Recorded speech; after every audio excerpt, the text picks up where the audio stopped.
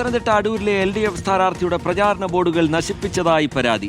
LDF സ്ഥാനാർത്ഥി പ്രിജി കണ്ണന്റെ പ്രചാരണ ബോർഡുകളാണ് നശിപ്പിച്ചത്. അടൂർ അരമനപ്പടിയിലെ കൊടിതോരണങ്ങളും നശിപ്പിച്ചു. CPI ജില്ലാ സെക്രട്ടറി ചിറ്റിയം ഗോപകുമാർ സ്ഥലം സന്ദർശിച്ചു. സംഭവത്തിൽ അന്വേഷണം നടത്തണമെന്ന് LDF ആവശ്യപ്പെട്ടു. പ്രവീൺ പുരുഷോത്തമൻ വിവരങ്ങളുമായി ചേരുന്നു. പ്രവീൺ, ഈ പ്രചാരണം തുടങ്ങിയത് മുതലുള്ള പരാതികൾ ഇങ്ങനെ ഇപ്പോഴും തുടരുകയാണ്. പ്രചാരണ ബോർഡുകൾ നശിപ്പിച്ചതായി അവിടെയും പരാതിയുണ്ട്. എന്തൊക്കെയാണ് വിവരങ്ങൾ?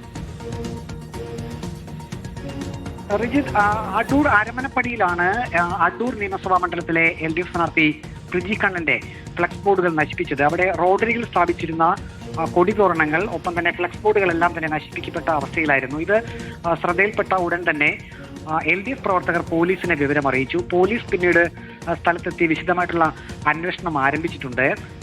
CPIയുടെ ജില്ലാ സെക്രട്ടറി ചിറ്റയം ഗോപകുമാറും ഒപ്പം തന്നെ LDFന്റെ ഉത്തരവാദിത്തപ്പെട്ട നേതാക്കളും സ്ഥലം സന്ദർശിച്ചു.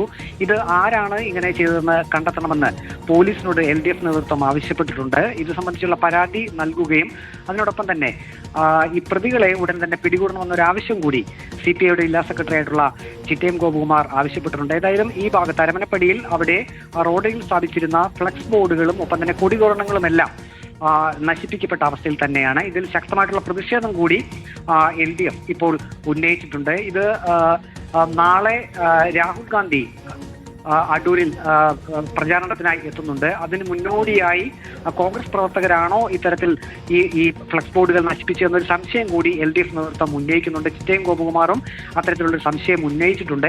ഏതായാലും പോലീസ് ഇക്കാര്യത്തിൽ വിശദമായിട്ടുള്ള അന്വേഷണത്തിലേക്ക് കടന്നിട്ടുണ്ട്. ആരാണ് ഈ കൊടിതോരണങ്ങളും ഫ്ലക്സുകളും നശിപ്പിച്ചത് എന്ന് സംബന്ധിച്ചുള്ള അന്വേഷണവും പോലീസ് ഇപ്പോൾ ആരംഭിച്ചിട്ടുണ്ട്. വ്യക്തമാണ്. പ്രവീൺ പുരുഷോത്തമനാണ് വിവരങ്ങൾ നൽകിയത്.